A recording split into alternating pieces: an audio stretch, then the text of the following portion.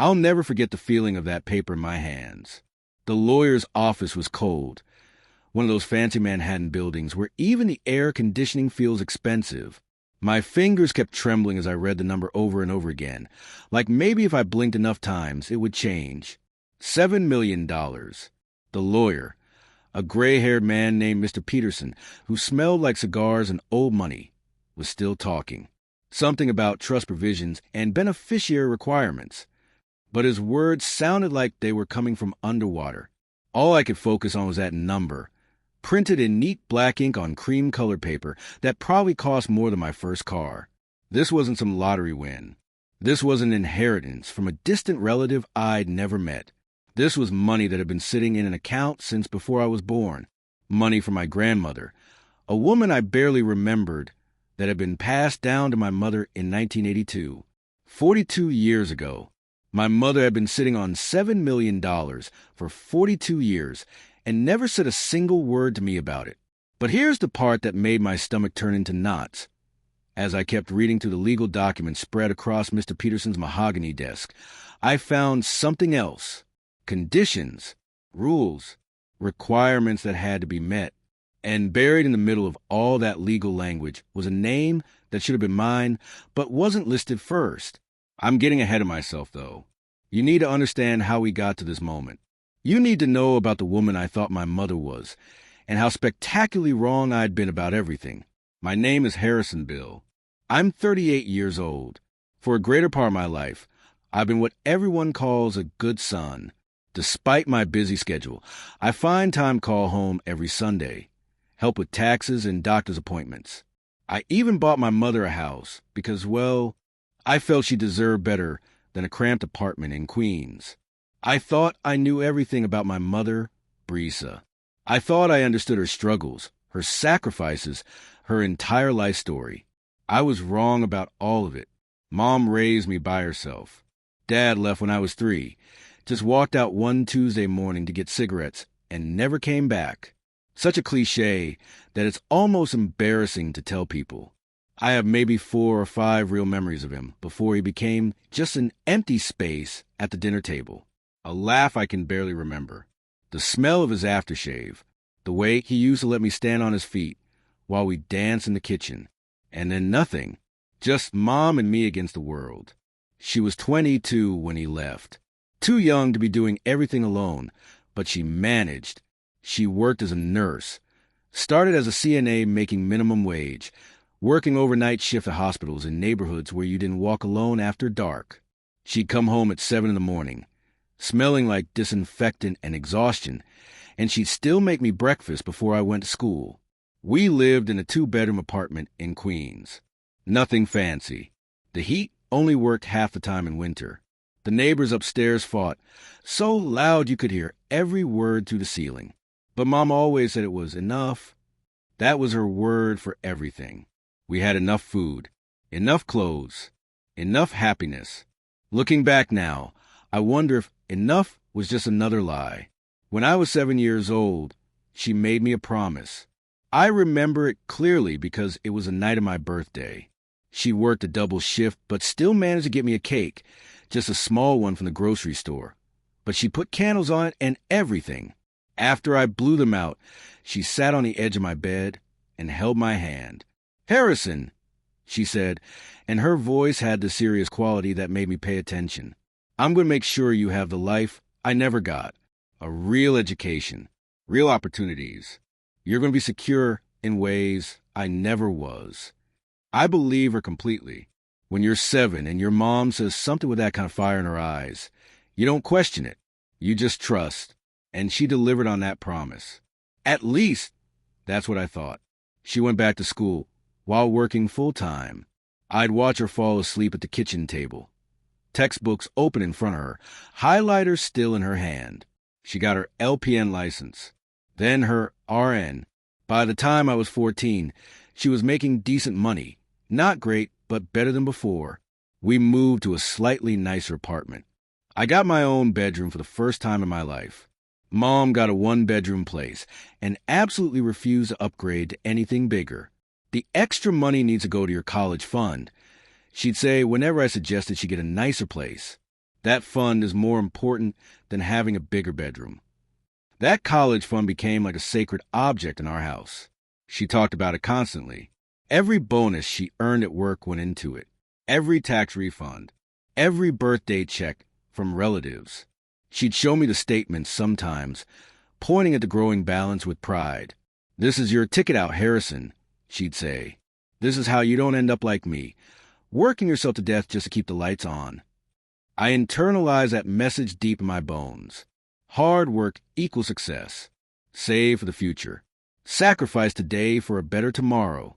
So I worked hard in school. Got straight A's. By 16, I had a part-time job at the grocery store. Added my own money to that college fund. By 18, I had a full scholarship to NYU, and Mom's college fund covered all the other expenses: housing, books, food. I studied finance. Graduated in 4 years with honors. Got a job at a decent investment firm. Worked my way up. By the time I turned 28, I was making over $100,000 a year. Meanwhile, Mom was still living in that same 2-bedroom apartment in Queens.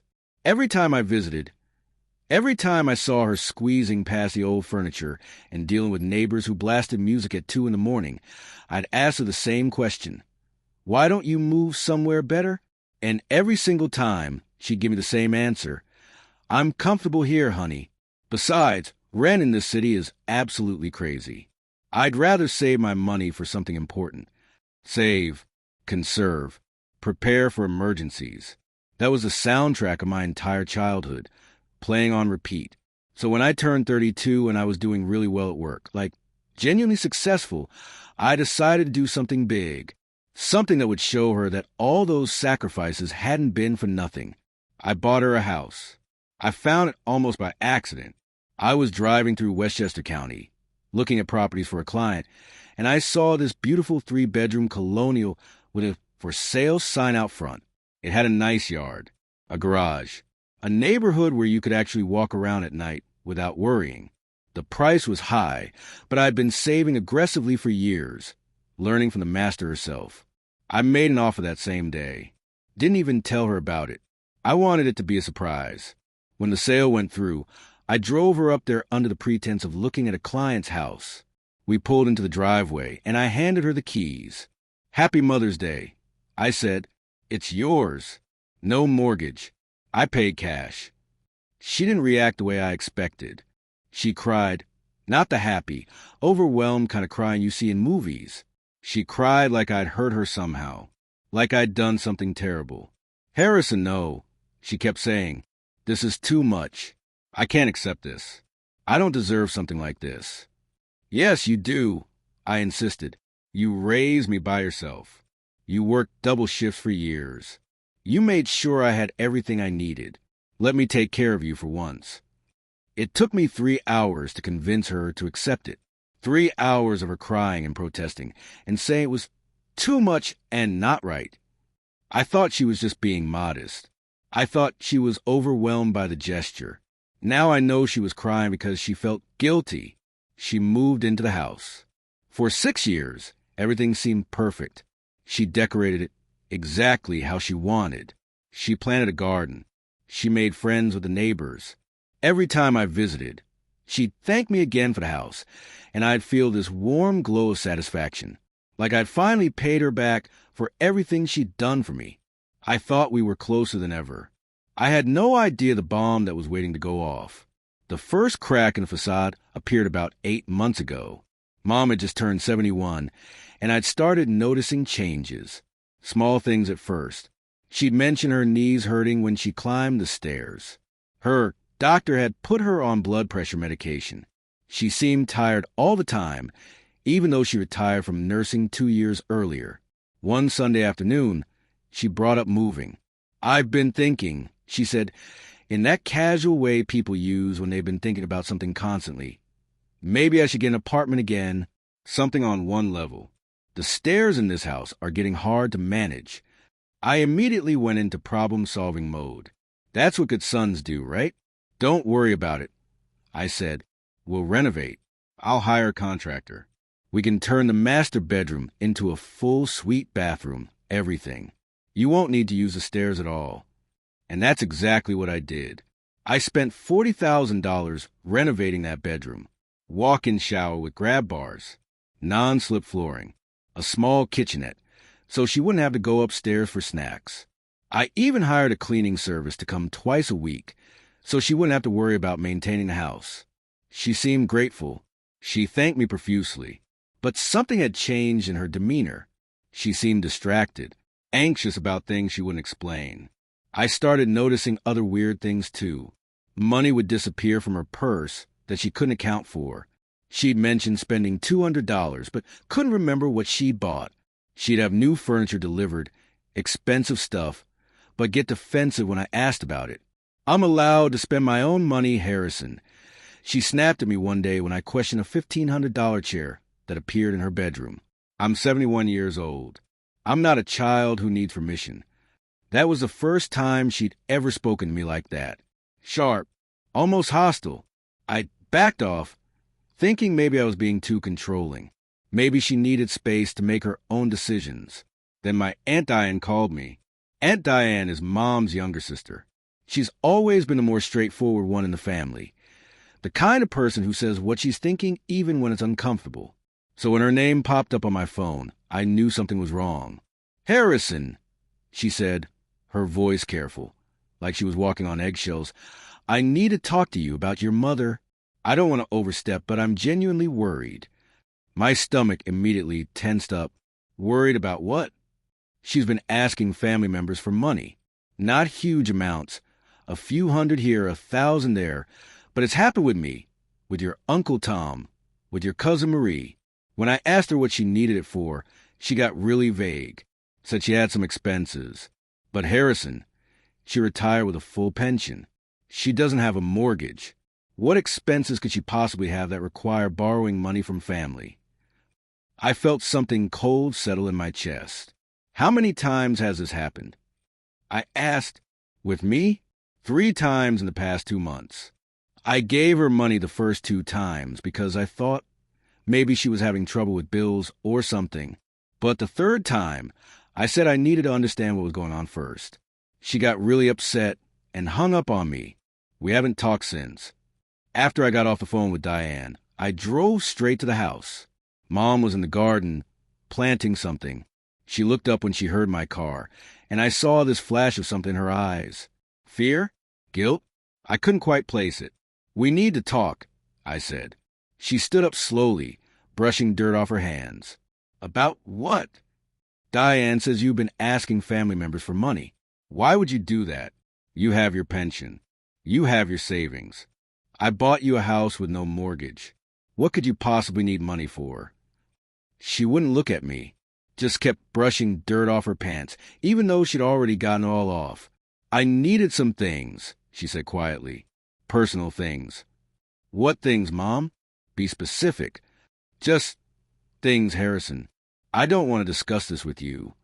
"You don't want to discuss it?" I could hear my voice rising. "You're borrowing money from your family, and you won't tell your own son why." "Because it's none of your business," she shouted. Actually shouted. My mother, who never raised her voice, was yelling at me in the middle of her garden. I'm a grown woman. I can handle my own affairs. I left without another word. I didn't trust myself to stay calm, but I didn't let it go either. The next month, when I was doing her taxes, something I'd done every year since I started working in finance, I found something that made my blood run cold. Legal fees. $3,000 worth of legal consultation and document preparation. The receipts were from a law firm in Manhattan. The kind of place with marble floors and leather chairs. The kind of place that charges $500 an hour. I called her immediately. "What's this about lawyer fees?" I asked, keeping my voice as neutral as possible. Long pause. Then, I was getting my affairs in order. Making a will. Everyone should have a will, Harrison. A will. I said, "Mom, you have a house I bought you in a pension. Why do you need $3,000 worth of legal help to make a will?" "Because I want things to be clear when I'm gone," she said, her voice suddenly firm. "I want to make sure everything is handled properly." Is that so strange? Technically, no. It wasn't strange. People make wills all the time. But combined with everything else, the secret spending, the borrowed money, the defensiveness, it felt like a piece of a puzzle I couldn't quite see. I was still trying to figure it out when everything exploded. It happened on a Tuesday afternoon. I'd left my phone charger at the house the previous weekend, so I stopped by to grab it. I had a key, obviously, since I owned the place. I didn't think to call first. Why would I? It was my house. I let myself into the front door and immediately heard voices coming from the kitchen. One was Mom. The other was a man, someone I didn't recognize. His voice was smooth, confident, the kind of voice that sold things. Shouldn't be that difficult to convince him, the man was saying. Mother-son relationships are complicated. There's usually some resentment lurking underneath, some financial tension you can exploit. My hand froze on the doorknob. He's a good boy, Mom said, and her voice sounded small, defeated. This isn't right. He doesn't deserve this. The man laughed, actually laughed. Deserve? Please. He bought you one house. I'm offering you security for the rest of your life. There's a massive difference between fair and generous. Brisa, you need to start thinking about your future. I pushed the kitchen door open. The man sitting at my mother's table looked like he'd stepped out of a luxury car commercial. Expensive suit, perfect hair, teeth so white they probably glowed in the dark. He had a briefcase open on the table with papers spread everywhere. Harrison. Mom stood up so fast she knocked her chair backward. Her face went bright red. You're home early. I wasn't expecting you. Clearly, I said. I looked at the man. Who are you? He stood up smoothly, extending his hand like we were at a networking event. Cameron Price, financial advisor. Your mother and I were just discussing some investment opportunities that could really benefit. Get out, I said. Excuse me.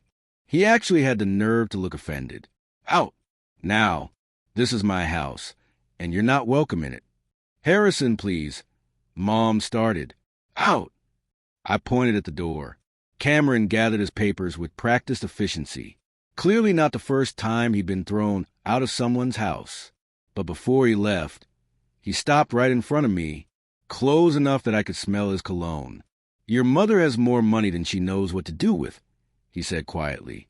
So quietly that Mom probably couldn't hear from across the kitchen. Might want to have a real conversation with her about it before someone else does. Then he was gone.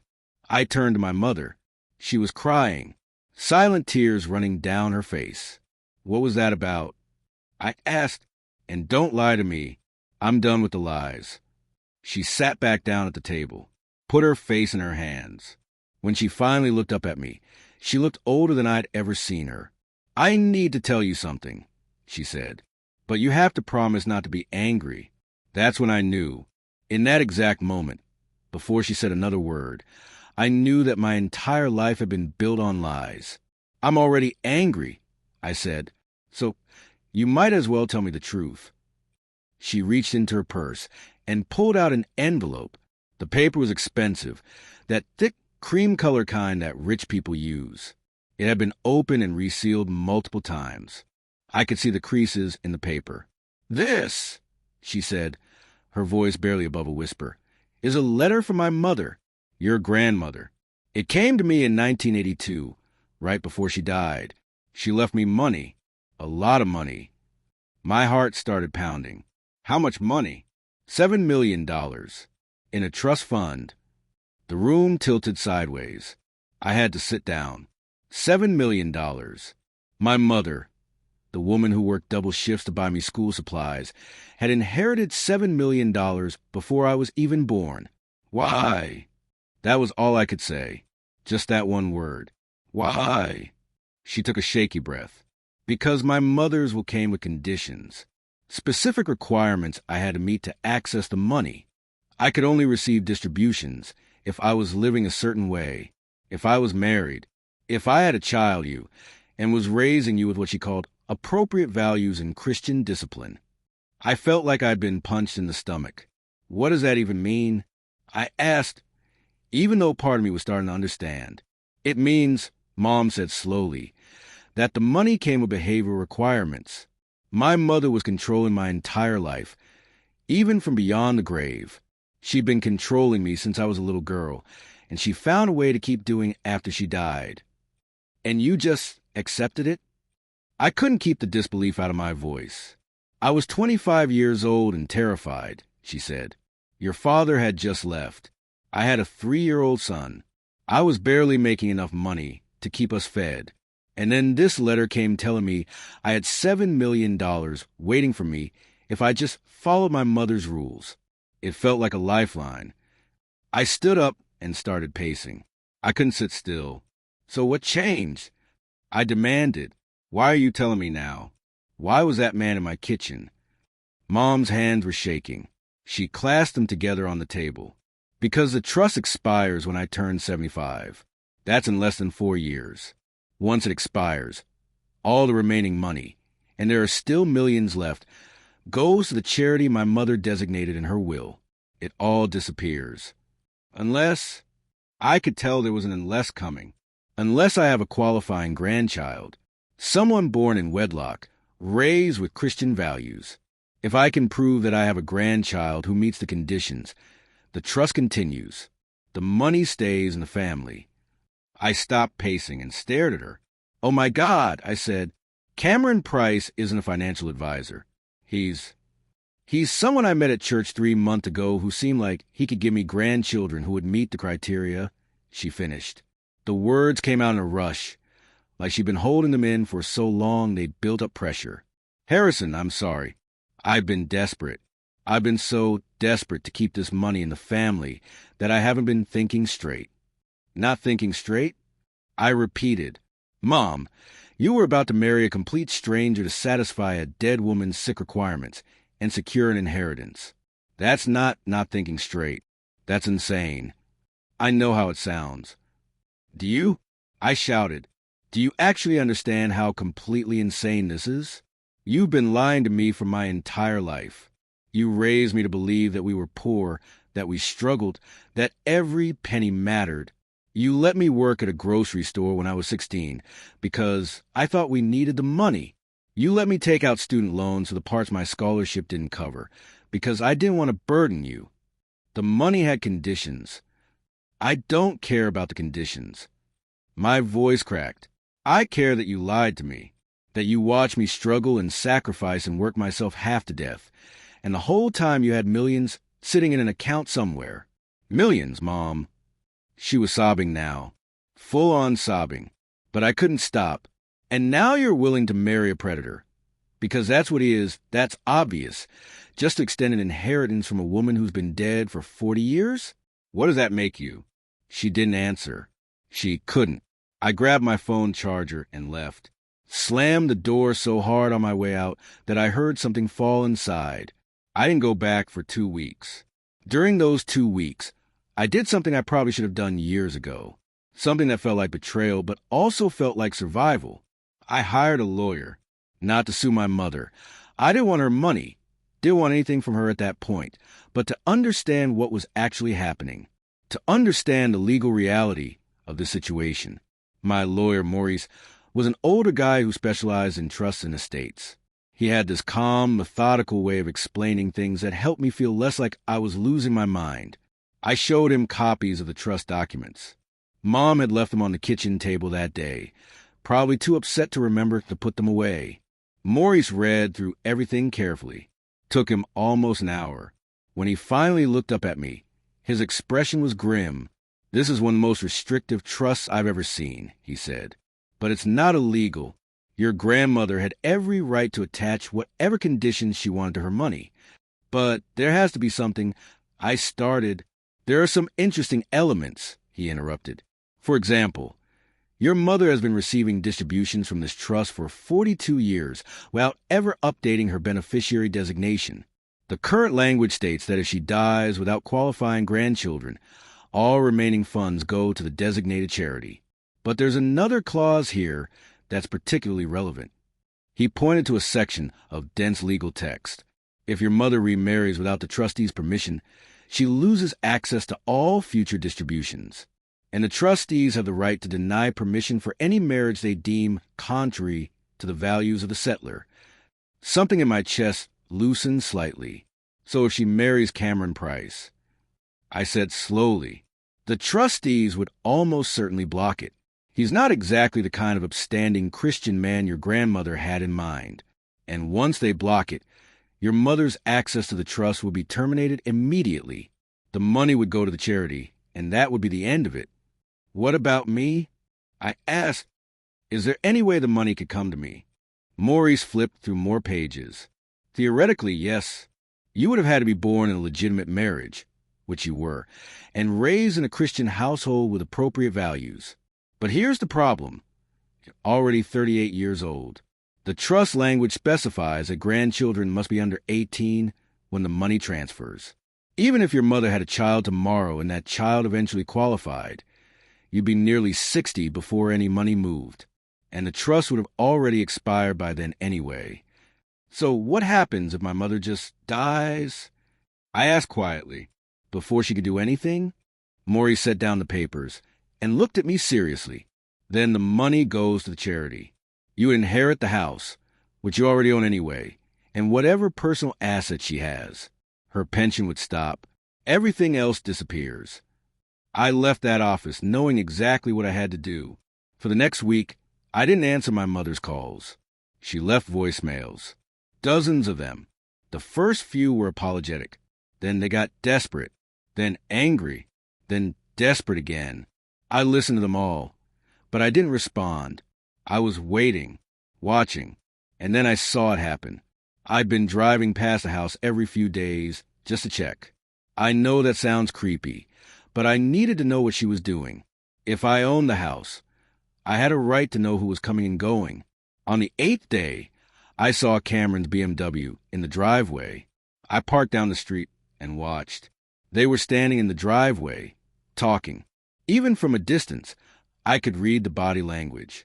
He was animated, gesturing. She was shrinking into herself, arms crossed, defensive.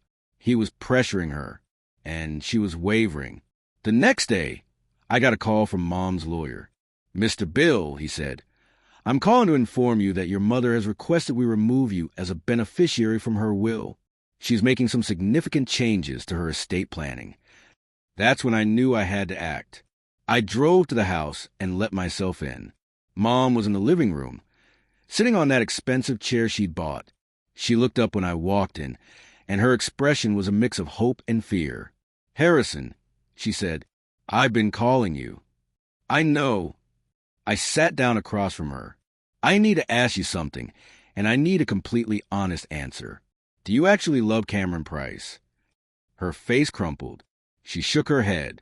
Do you actually want to marry him? No, she whispered. God, no. But Harrison, I'm running out of time. The trust expires in less than 4 years. If I don't have a qualifying grandchild before then the money goes to charity. I finished, and you'll have nothing except your pension and this house. The house that I bought you. The house that you're now trying to remove me from in your will. She looked down at her hands. Why would you do that, Mom? I asked, why would you cut me out? She didn't answer, so I answered for her. Because Cameron told you to.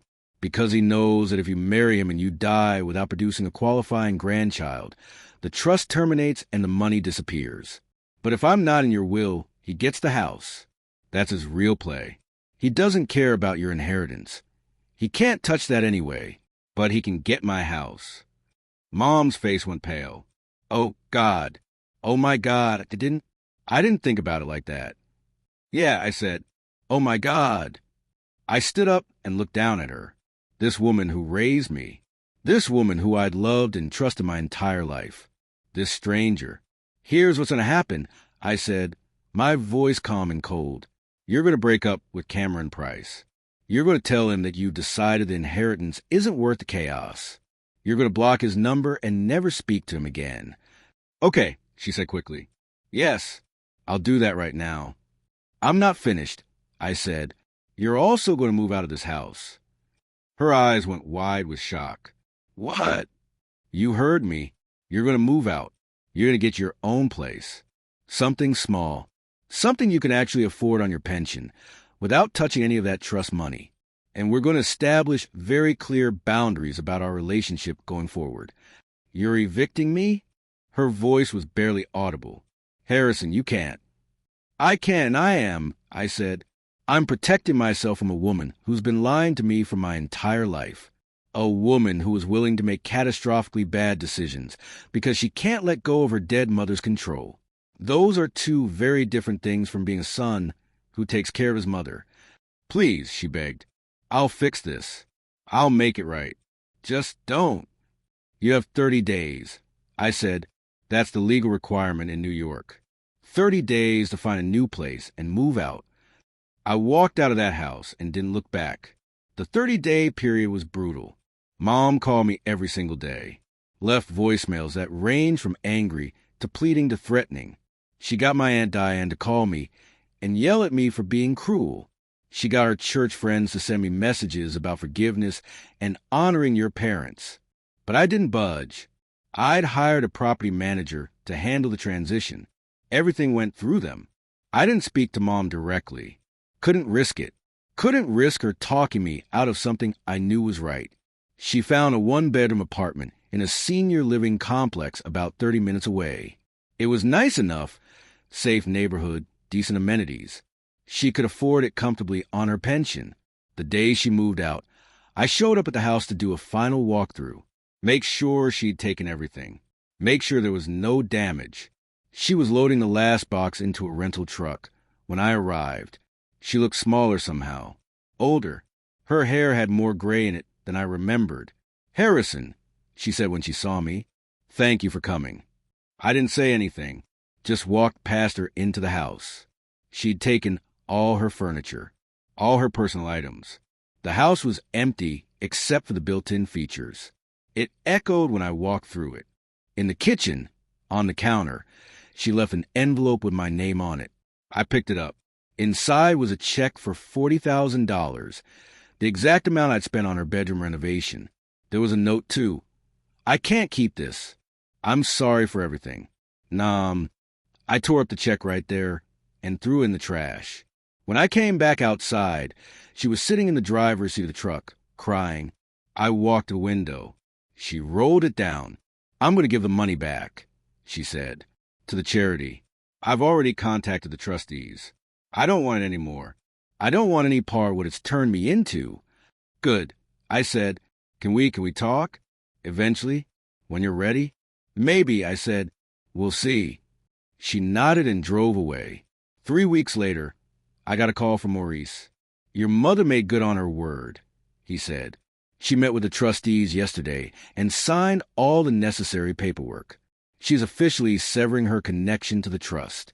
The remaining funds, just over $6 million, are being transferred to the designated charity. Which charity? I asked. A children's hospital, he said. Ironically, probably the kind of place where your mother worked for years without knowing she could have written them a check for millions. I didn't know how to feel about that.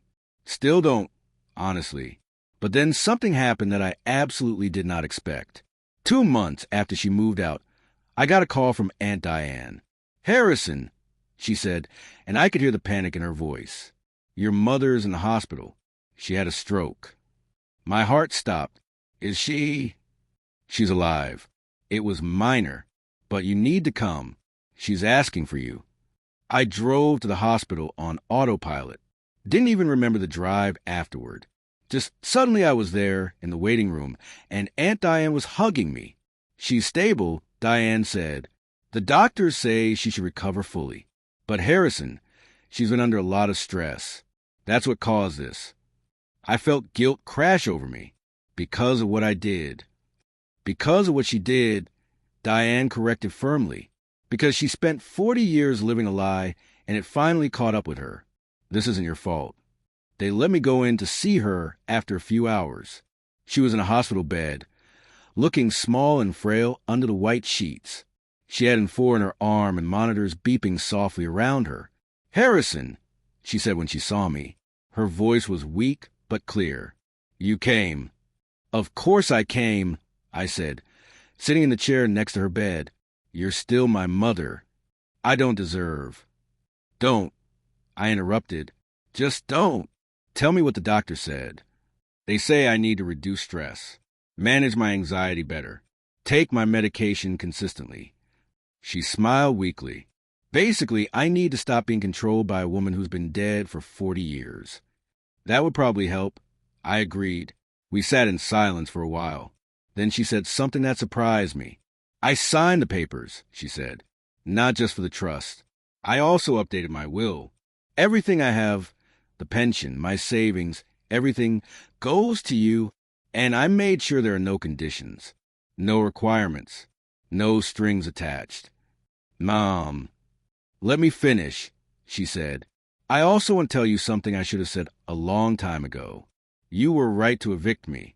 I was making terrible decisions.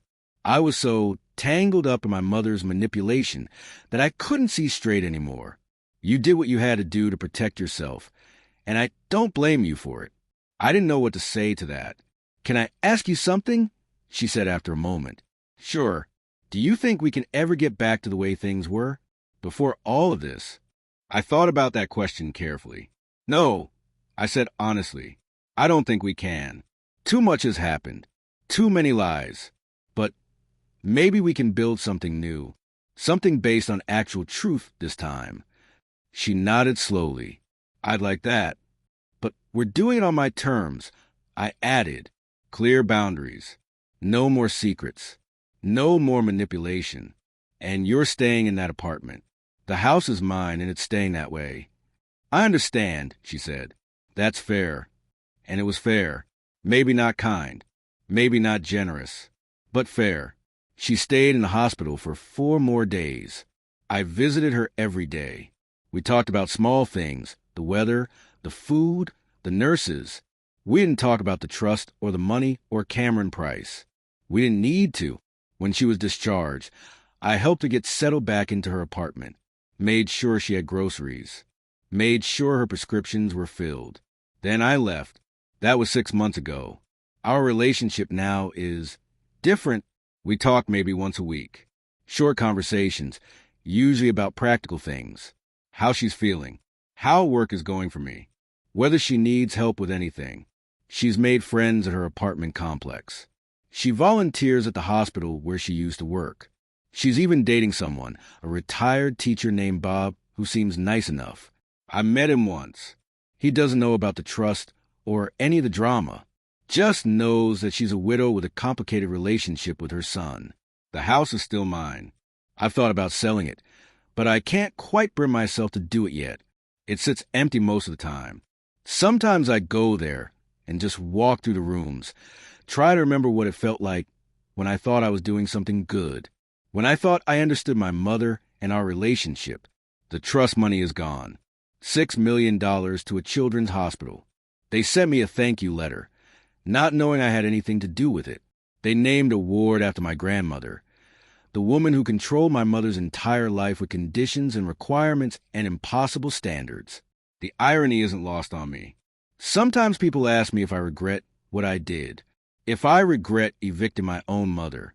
The answer is complicated. Do I regret that it happened? Yes. I regret that it was necessary. I regret that my mother put me in a position where that was the only choice I could make and still respect myself. But do I regret making that choice? No, not at all. Because here's what I learned. Sometimes protecting yourself looks cruel to other people. Sometimes doing the right thing for your own mental health and financial security means making decisions that make you look like the bad guy. And I'm okay with being the bad guy in someone else's story if it means I'm the hero in my own. My mother lied to me for my entire life. She had $7 million and watched me struggle through college, watched me work overtime to save money for our house, watched me sacrifice over and over again for her benefit. And she never said a word. Then, when faced with losing access to that money, she was willing to marry a stranger.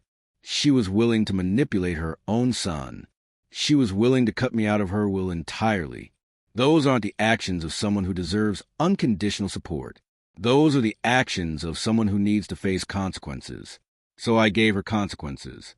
And now she's building a life that's actually hers, not controlled by her dead mother, not built on lies and secrets, not dependent on anyone else's money or generosity. She's living within her means, making real friends, Dating someone who likes her for who she actually is, not for what she might inherit. In a weird way, evicting her might have been the best thing I ever did for her. As for me, I'm okay. I'm working through my own feelings about all of this with a therapist. I'm learning that it's possible to love someone and still need to protect yourself from them. I'm learning that family doesn't give you infinite rights to hurt people without consequences. I'm learning that sometimes the most loving thing you can do is enforce a boundary, even when it hurts. The house is still empty. I'm still deciding what to do with it. Part of me wants to sell it and be done with that chapter entirely. Part of me wants to keep it as a reminder that good intentions aren't enough, that you can't save people who aren't ready to save themselves. Maybe someday Mom and I will be close again. Maybe we'll rebuild trust. Maybe we'll get to a place where I can tell people about our relationship without this heavy feeling in my chest. But maybe we won't. And I'm learning to be okay with that too. Because at the end of the day, I did what I had to do. I protected myself. I enforced boundaries. I refuse to let someone else's lies and manipulation dictate my life, even when that someone was my own mother. And if that makes her the villain in her story, or in the story she tells her friends at the senior center, or in the story my Aunt Diane tells at family gatherings, I can live with that, because I know the truth. I know what really happened. I know that I gave her chance after chance to be honest with me, and she chose lies every single time. I know that when faced with losing her inheritance, she chose money over me, and I know that when faced with that choice, I chose myself, and I'd make that same choice again. Every single time. So was I wrong to evict my own mother after finding out about the $7 million will and her secret plans? I don't think so. I think I did exactly what I needed to do. But I want to know what you think. If you were in my position, if you discovered your parent had been lying to you your entire life, hiding millions while watching you struggle, and then planning to marry a stranger to keep that money, what would you do? Would you let them stay in the house you bought them? Would you just accept the lies and move on? Would you prioritize family over self-respect? Or would you do what I did? I genuinely want to know, because this isn't a black and white situation. There's no perfect answer. There's just the choice you can live with.